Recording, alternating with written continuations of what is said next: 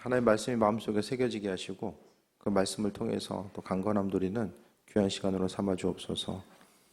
이 한 주간도 교제하는 삶, 주님과 동행하는 삶을 함께 하시고 그 동행함의 동력이 주신 말씀 되게 없어서 예수님의 이름으로 기도드립니다. 아멘.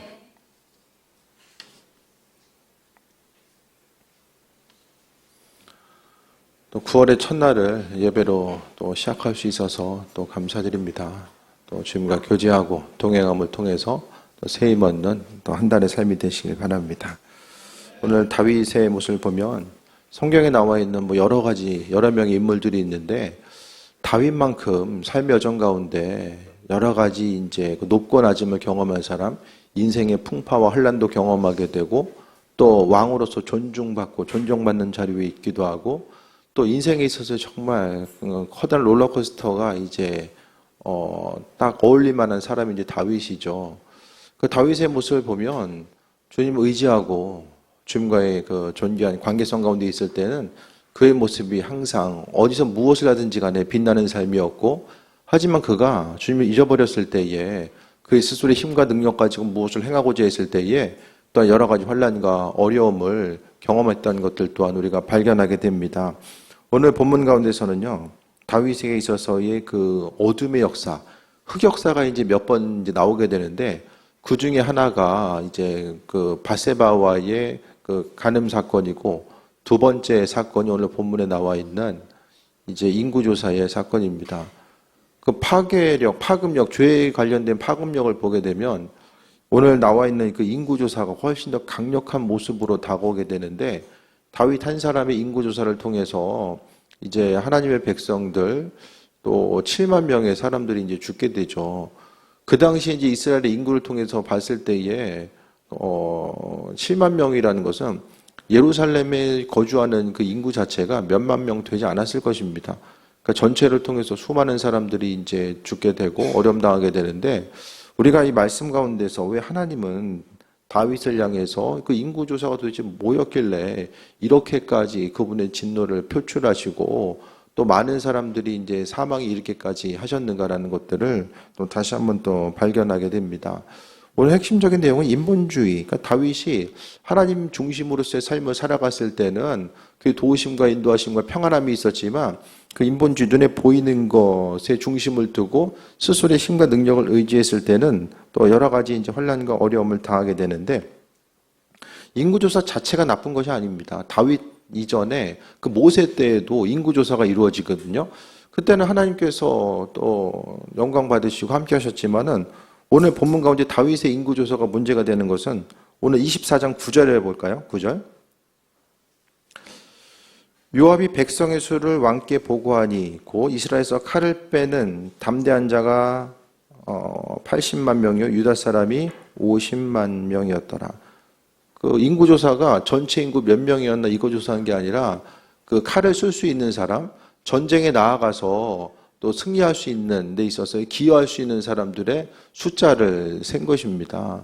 그래서 오늘 본문 가운데 보게 되면 이제 그 전쟁에 있어서의 승리하는 모습, 그동안의 이스라엘 민족들 가운데 이제 전쟁의 모습을 보면은 하나님께서 은혜 가운데 함께 하시고 전쟁에서 승리할 수 있도록 또 이끄시고 함께 하셨음에도 불구하고 다윗은 스스로 가지고 있는 힘과 능력에 대해서 점검하고 또 전쟁에 나아가고자 했었던 모습 자체를 또 이야기하는 거죠. 첫 번째로 볼 것은 주님만이 유일한 선택지가 되어야 된다는 것입니다. 인구조사는 인간적 계산과 함께 힘에 의존하려는 시도로 하나님께 비춰지게 됩니다. 파워포인트 보고 있는 거예요, 지금? 고개를 좀 이렇게 들어줘야지 목 디스크 걸립니다. 이렇게 좀 들어줘야 돼, 앞에. 자, 주님만이 유일한 선택지 되심에 대해서 말씀하고 있는데, 그러니까 결국요, 사람이 주님 외에 선택이 없으면 주님 의지할 수밖에 없어요. 근데 내 인생 가운데 예수님 아니더라도 그분의 도우심과 인도하심이 아니더라도 스스로의 방법 가지고 어떤 일을 행할 수 있다라는 이런 판단이 있으면 굳이 힘들게 주님을 의지하고 그분께 나아가려고 하지 않는다라는 거예요. 다윗이 이전에 사울 왕에게 있어서 그 쫓김 당할 때는 그가 철저하게 어떻게 합니까? 하나님 의지할 수밖에 없었어요. 스스로 가지고 있는 옵션이 없었다라는 거예요. 그러니까 온전한 신앙, 정말로 존경받을 만한 신앙은 내가 스스로의 방법으로 할 수 있음에도 불구하고 하나님 의지하고 또 하나님 보시기에 내가 가지고 있는 모든 것들이 연약한 것임을 인정하는 사람, 그 한 사람 한 사람이 끝까지 주님 앞에 존귀한 자로서 쓰임받게 됩니다. 인구조사 자체는 이전에는 인구조사 할 필요가 없었어요. 왜냐하면은 하나님 의지하는 삶은요, 지금 내가 가지고 있는 것이 어떤 것인지에 대해서 바라보고 뭐 군사력이 어떤지 그것이 중요한 게 아니었거든요.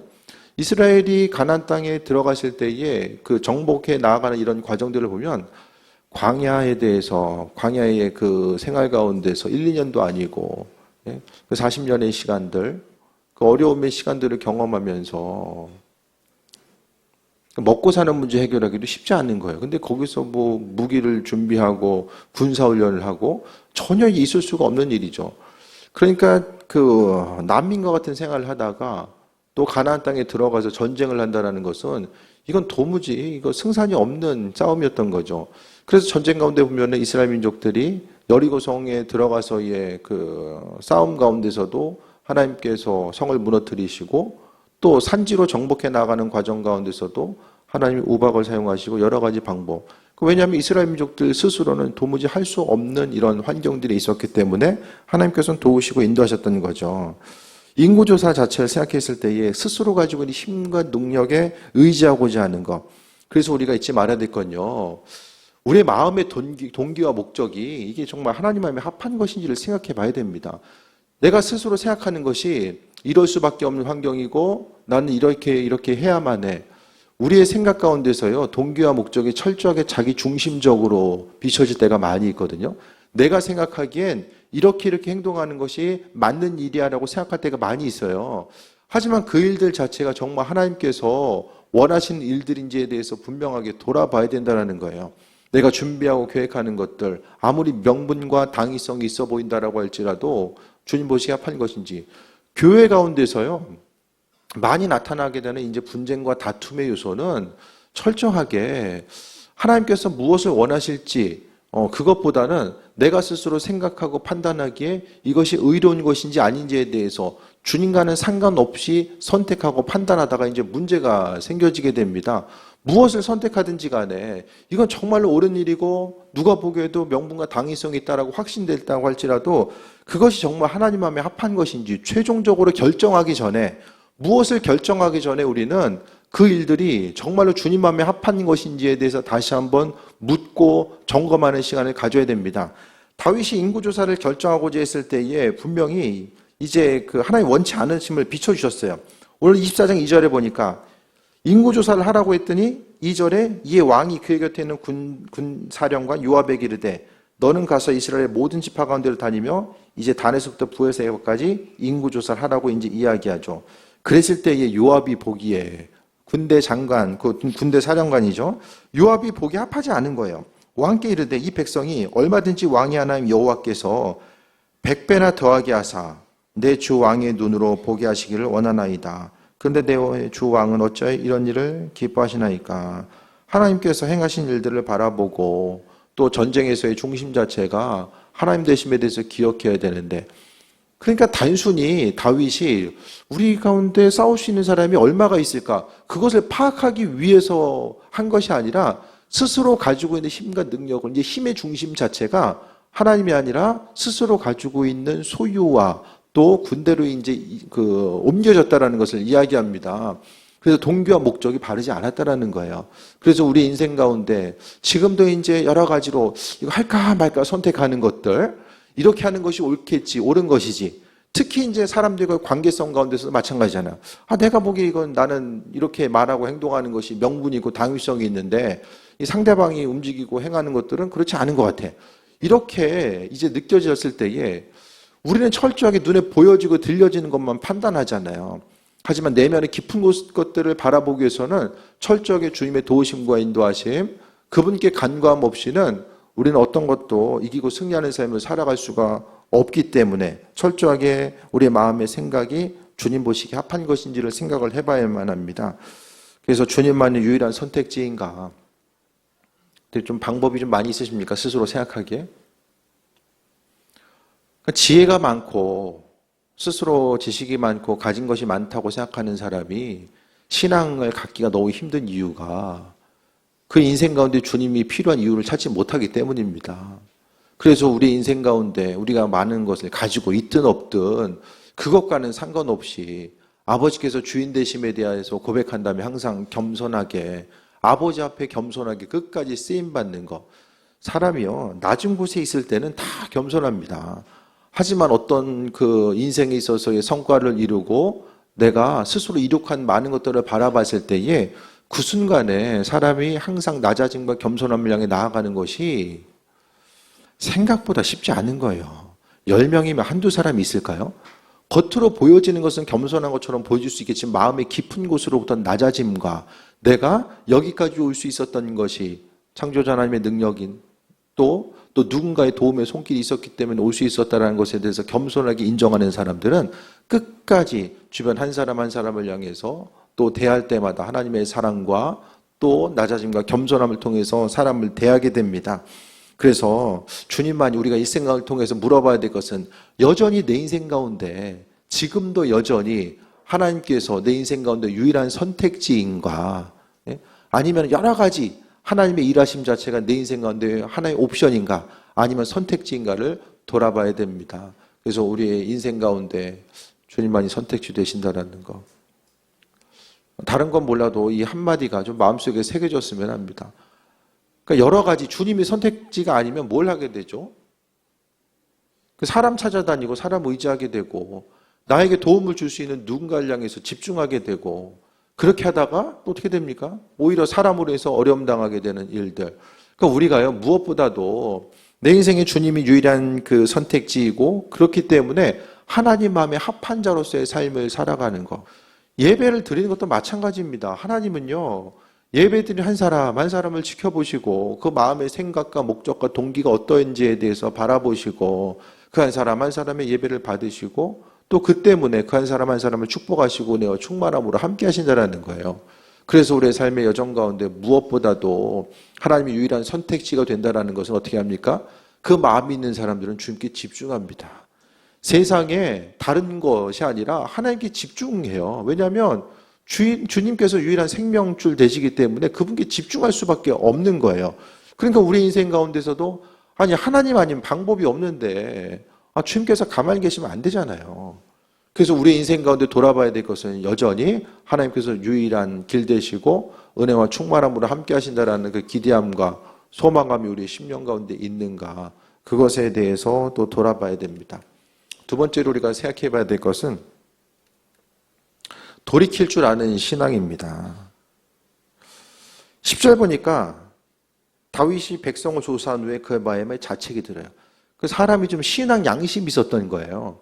우리는 신앙 양심이 있기 때문에 하나님 보시기에 합하지 않는 삶을 살아가다 보면 그로 인해서 마음에 꺼리낌이 있어요. 왜냐하면 우리의 영이 하나님과 연결되어 있기 때문에 자연스럽게 범죄하게 되면 우리 심령 가운데 이제 그 신앙 양심이라고 하는 센서가 있죠. 그게 작동함을 통해서 주님이 원치 않는 일이라는 것을 알게 됩니다. 그래서 이제 인구조사 후에 마음에 자책하게 되고, 사람이 죄 짓기 전에 그 자책함이 있고 안 하면 좋은데 죄 짓고 나서 이게 범죄했구나라고 자책할 때가 많이 있거든요. 다윗이 여호와께 아뢰되 내가 이 일을 행함으로 큰 죄를 범하였나이다. 그러니까 그 시작 전에 다윗은 알고 있었던 거예요. 인구조사가 죄라는 것을 알고 있었고 또 요압의 말에 의해서도 이게 확증된 거죠. 하나님이 원치 않는다라는 것에 대해서 스스로 알고 있었고 주변 사람들 향해서 확증해 준 거예요. 그럼에도 불구하고 그는 죄가 죄인 줄 알면서도 끝까지 죄를 짓고 나아가는 것을 보게 됩니다. 그런데요, 다윗이 이제 이런 죄를 짓는 것에 대해서 생각했을 때에 그 전체 인구조사하는데 한 10개월 이상 걸립니다. 인구조사가 10개월 이상 걸려요. 그 중간에 아마 멈출 수 있는 시간들 자체가 오래 있었다라는 거예요. 근데 그 시간이 있었음에도 불구하고 다윗은 인구조사를 끝까지 이제 강행하게 됩니다. 끝나고 나서, 인구조사 다 끝나고 나서 이러이러하다. 전쟁에 나갈 수 있는 사람들의 숫자가 이러하다라고 하니까 그제서야 이제 돌이키는 모습에 대해서 보게 되는데, 다윗은 그래도 신앙 양심이 있었고 그 범죄하고자 했을 때 그 이후에는 그거 회개하는 모습을 보이게 됩니다. 가장 심각한 문제는 죄가 죄인 줄 모르는 거, 죄가 죄인 줄 알면서도 돌이키지 않는 것이 가장 큰 문제죠. 그래서 우리가요, 끝까지 하나님 말씀이 있어야지만 이 죄가 죄인 줄 알아요. 신앙 양심, 그 센서는 하나님 말씀을 통해서 이제 작동하거든요. 말씀이 우리 안에 있을 때에 그 말씀을 통해서 우리가 해야 될 것과 하지 말아야 될 것들이 분별이 되고 그 은혜 가운데 온전한 삶을 살아가게 됩니다. 잘못된 결정에 대해서는 빠르게 인정하고 회개해야만 합니다. 끝까지 가져갈 것이 아니라 어떤 징계의 모습, 거기까지 가기 전에 죄가 죄인 줄 알면 돌이키는 모습들이 분명하게 있어져야 되고요. 그게 되기 위해서는 주님의 지혜가 있어야지만이 바른 선택을 합니다. 하나님의 지혜가 없으면, 아니 주변에 있어서 군대 사령관도 알고 있는 그것이 죄라고 이야기하는데 다윗에게 있어서는 왜 그런 거죠? 욕심이에요, 욕심. 지금 적들이 들어오기 때문에, 쳐들어왔기 때문에 스스로를 방어하기 위해서 군대의 숫자가 얼마나 있어야 되는가, 그것을 생각한 게 아니에요. 그것이 아닙니다. 주변 민족들을 정복해 나아가는 과정들, 잘 생각해 보세요. 이스라엘 민족들이요, 북쪽에는 이제 아시리아나 이 바벨론, 남쪽에는 이제 이집트가 있습니다. 이집트 이야기하면 어떤 곳이죠? 이집트나 아시리아나 바벨론이나 다 문명의 중심지입니다. 인류 최초의 문명의 중심지예요. 중간에 껴있는 이스라엘하고는 비교할 수가 없는 인구수와 영토를 가지고 있고 어떤 기술을 가지고 있었던 그들이었던 거죠.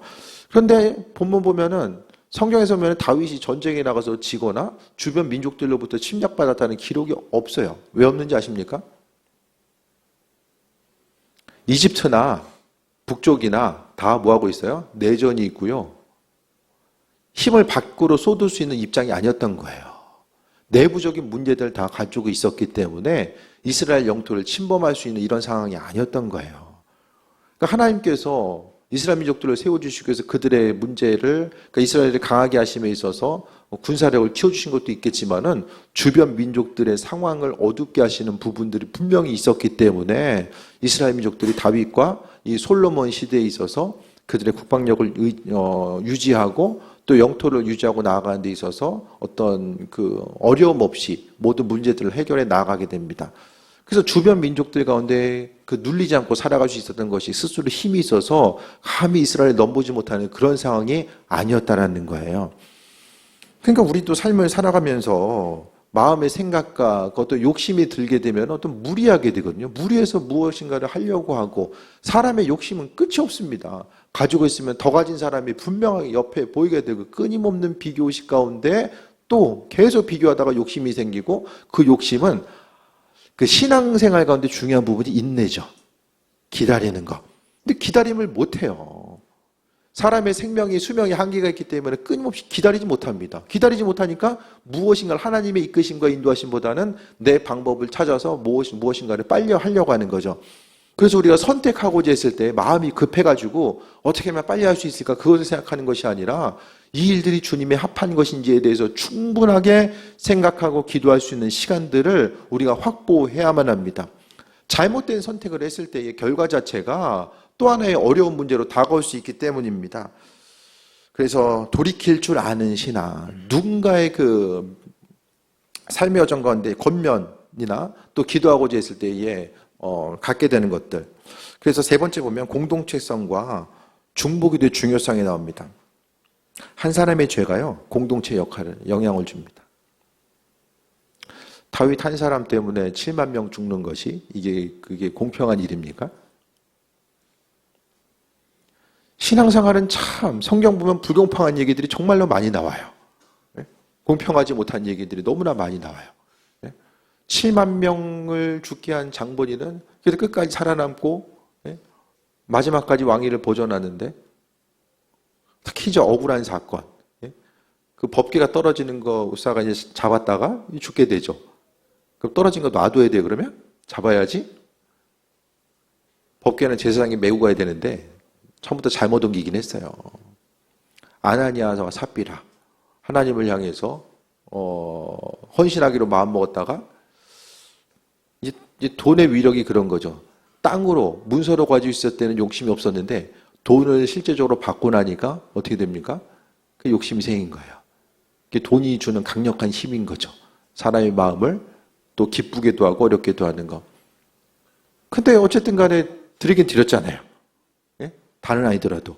근데 죽어요. 근데 일부 성경에 보면은 참 이게 맞는 건가? 이거 공평하지 않은 것 같은데? 이런 생각이 들 때도 많이 있거든요. 근데 그거는 참 우리가 이 땅 가운데 하나님의 일하심 우리의 생각 가지고 이해하고 바라보기가 너무 이제 힘든 부분이 있는 거죠. 어쨌든 다윗의 그 범죄, 그러니까 교회에 있어서도 그렇고 공동체 가운데 리더의 역할 자체가 그만큼 크다라는 거예요. 교회 리더가 어떤 선택을 잘못하고자 했을 때에 공동체는 여러 가지 혼란과 어려움에 빠질 수 있다라는 거. 그리고요, 또 한 가지는 하나님은 믿음의 동역자를 통해서도 말씀하신다라는 거예요. 뒤에 보게 되면 이제 가 선지자가 나오게 되는 거죠. 11절에 다윗이 아침에 일어나 여호와의 말씀이 다윗의 선견자 된 선지자 가세에게 임하여 이르시되, 기도는 다윗이 했는데 왜 음성은 선지자에게 임하게 되죠?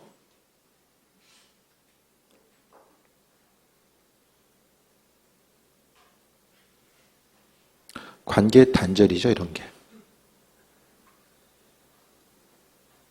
시편 보면 다윗이 어떤 사람이죠? 시편에 나와 있는 다윗은 주님과 대화했던 사람. 예. 시편에서 보면 다윗이 가지고 있는 영성이 어떤 부분인지를 아주 구구절절 표현하고 있거든요. 그런 다윗이 범죄하고 나니까 갓 선지자에게 말씀이 임합니다. 하나님이 원래 다윗은 주님의 음성 듣는 사람이고 주님과 교제했던 사람인데 범죄하고 나니까 하나님과의 관계가 단절되고 주의 음성이 들리지 않고 또 무엇을 해야 될지도 모르는 상황이 이제 펼쳐지게 됩니다. 그러니까 죄 때문에 그럴 수도 있고 또 더욱더 자세하고 또 세밀하게 갓 선지자, 선지자 역할은 주님의 음성을 듣는 것이기 때문에 그를 사용한 것일 수도 있어요. 어쨌든 간에 하나님은 믿음의 동역자를 통해서도 그분의 뜻과 인도하심을 말씀하시고요. 그렇기 때문에 교회 공동체 가운데서는 신뢰할 수 있는 믿음의 동역자를 만드는 것이 무엇보다 중요합니다. 세상 일에 대해서 세상 일이 흘러가고 이러쿵저러쿵 이야기할 수 있는 사람은 많이 있을 거예요. 그런데 우리가 믿음의 여정 가운데 하나님의 도우심과 인도하심, 내 기도 제목에 대해서 나누고 또 내 믿음의 또 발전과 또 신앙생활에 대해서 함께 고민할 수 있는 누군가가 있다는 것이 정말 큰 하나님의 은혜입니다. 그래서 교회 가운데서 공동체가 필요한 이유고요. 우리가 함께 모여서 신앙생활해야 되는 이유가 거기에 있습니다. 그래서 한 사람의 죄가 영향을 주는 것처럼 교회 가운데서, 교회는 공동체로 엮여 있거든요. 그래서 한 사람의 그런 문제가 또 다른 사람에게 연결돼서 또 파급력을 줄 수도 있다는 거예요. 그래서 우리는 신뢰할 수 있는 믿음의 동역자를 만들어야 됩니다.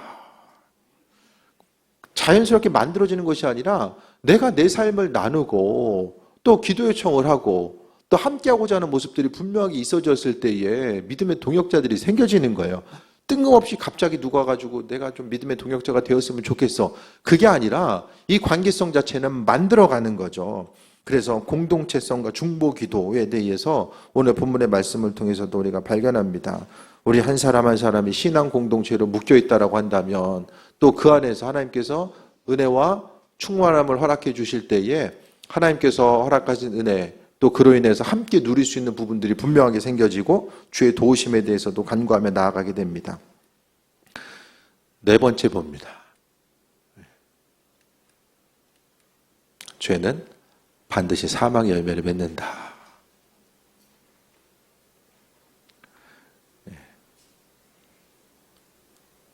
심는 대로 거두게 하신다는 거.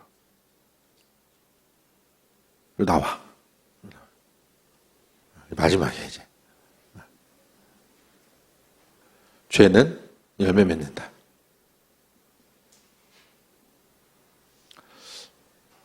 세상 법정에서는 가벼운 죄가 있고요. 무거운 죄가 있잖아요. 하나님 보시기에 죄의 크기는 똑같습니다. 무거운 죄나 가벼운 죄나.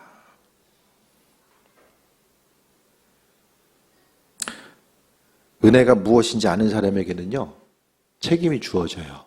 다윗은 누구입니까? 앞서 이야기했던 것처럼 하나님의 살아계심과 인도하심을 경험하고요, 그의 인생의 순간순간마다 하나님이 응답해 주셨어요. 그가 목동으로 있든지 사울에게 쫓겨다니던 순간이든 인생에서의 고통과 어려움의 순간이든 또 기쁨과 또 즐거움의 순간이든 하나님 항상 그 인생 가운데 함께 하셨어요. 그분의 살아계심과 인도하심을 경험했던 대표적인 사람이 다윗이죠. 다윗은 한 번도 하나님의 살아계심을 의심한 적이 없는 것 같아요. 하나님은 그를 사랑하시고 그분과의 친밀한 관계성, 또 다윗과 대화하는 것을 좋아하셨던 것 같아요. 그런 다윗이 범죄하고자 했을 때에 그의 합당한 책임을 하나님께서 요구하십니다. 마치 이스라엘 민족들이 그들이 이제 그 광야 생활 초반에는 하나님의 일하심과 인도하심을 많은 부분 경험하기 이전에는 다 용서하셨지만 그들이 만나 메추라기를 통해서 또 샘물을 맞고 또 적들과의 싸움에서 그 승리하는 기적을 경험하는 그 순간부터 이제는 하나님께서 그들에게 책임을 요구하십니다. 은혜를 경험했으면 그 이후에 은혜 받은 자로서의 온전한 삶의 모습이 있어져야 되는 거예요. 초신자는 초신자대로 신앙생활을 오래 했으면 경험함이 있으면 하나님께서 분명하게 불신앙에 대해서 범죄에 대해서 책임을 물으신다라는 거예요. 그래서 은혜가 무엇인지 아는 사람은 분명하게 책임이 주어지게 되고 또 죄는 반드시 사망의 열매를 맺게 되는 거. 다윗이 범죄했을 때에 야, 너 회개했구나. 그래, 다음부터 그러지 마. 이렇게 넘어가지 않으셨어요. 왜 그렇습니까? 왜 책임을 물으신 거예요?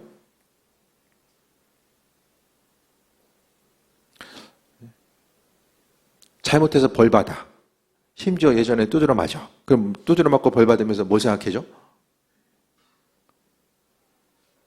다음부터 걸리지 말아야지.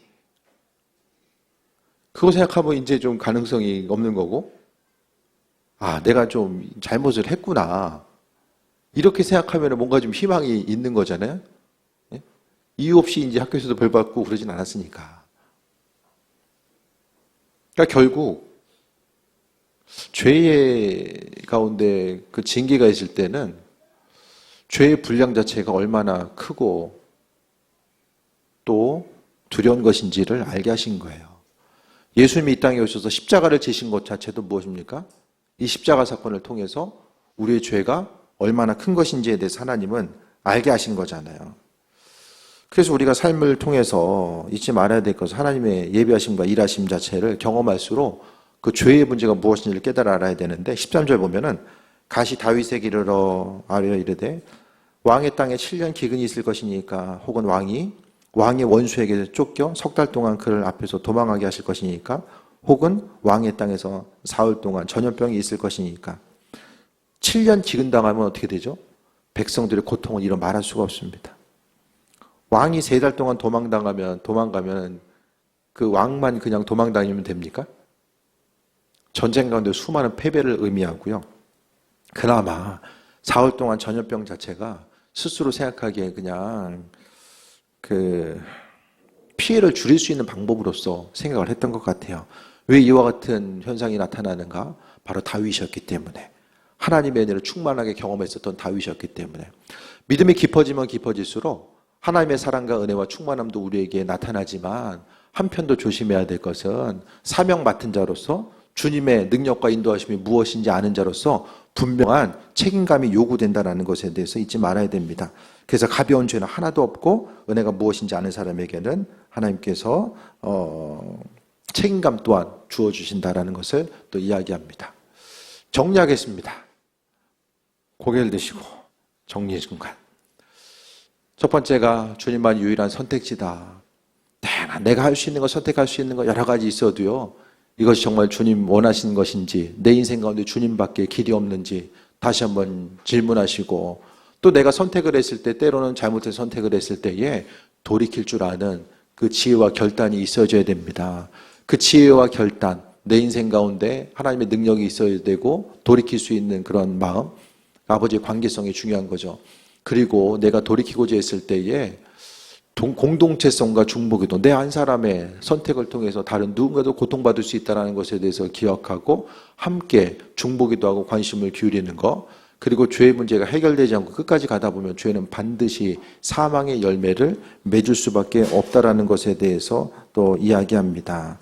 그래서 다윗은요, 또 마지막으로 17절 보면 다윗이 백성을 치는 천사를 보고 고 여호와께 아뢰어 이르되 나는 범죄하였고 악을 행하였거니와 이 양 무리는 무엇을 행하였나이까? 청하건대 주의 손으로 나와 내 아버지 집을 치소서 하니라. 다윗 개인의 가정의 문제보다 그 한 사람의 범죄로 인해서 백성들이 고통당하는 모습이 훨씬 더 다윗에게는 고난과 환난과 고통의 모습이었을 거예요. 이 모습 자체는 다윗에게 있어서 어떤 그 마음속에 뿌리 박히는 죄가 주는 불순종과 죄가 주는 결과가 무엇인지를 깨닫게 하는 사건이었을 것입니다. 환난과 어려움, 백성들이 죽게 되는 어려움들이 있었지만 하나님께서는 그렇게 하면서까지 왜 이렇게까지 하나님 하셨을까를 생각했을 때에 다윗은 하나님의 사람, 또 왕으로서 신정 국가로서의 기틀을 삼아가야 되는 그 한 사람, 다윗에게 있어서 만약에 그 뿌리가 흔들렸으면 더 이상 그 왕위가 이어지지 않았을 거예요. 그래도 그가 범죄했지만 하나님 다윗을 버리지 아니하시고 끝까지 함께함을 통해서 나아간 것. 그래서 우리가 무엇을 하든지 간에 내 힘과 능력과 방법과 또 내 노력으로 이것을 행하고 있는가, 무슨 일을 하든지 간에 아니면 정말로 하나님이 원하신 일들을 내 삶의 여정 가운데 행하고 있는가, 이런 부분들에 대해서 다시 한번 점검하고 아버지께서 바라시고 원하신 일들이 무엇일지를 기억하며 오늘 말씀 가운데 다윗이 하나님 외에 다른 방법이 생겨졌을 때에 그때부터 범죄가 시작되고 또 고난과 어려움이 시작됐던 것처럼 우리 인생 가운데 주님 만나는 그 순간까지 내 사정과 형편이 어떠하든지 간에 주님께서 유일한 길 되시고 또 창조주 되심을 믿음으로 고백하는 삶, 그것이 바로 우리 신앙의 여정 가운데 가장 핵심적인 요소가 되어야 됨을 보게 됩니다.